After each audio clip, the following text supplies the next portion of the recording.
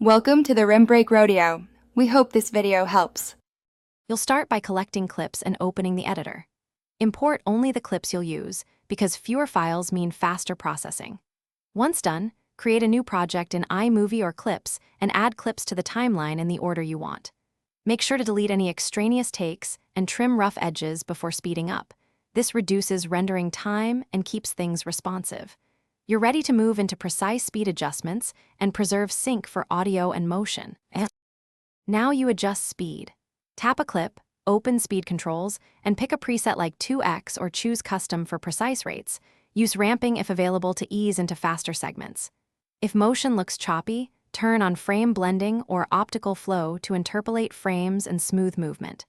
Split long clips where the action changes so you can apply different speeds in different sections. Once you've tested a short segment and the timing feels right, preview the entire sequence to confirm pacing and visual quality. Finish by exporting with sensible settings.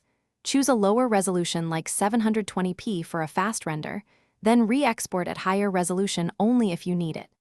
If audio drifts after speed changes, detach the audio track, speed the video, then realign the audio and reattach to preserve lip sync. If the app crashes or exports hang, restart the app or device and clear temporary files. That usually fixes memory issues. Make sure you keep a backup of the original files before finalizing. Thanks for watching.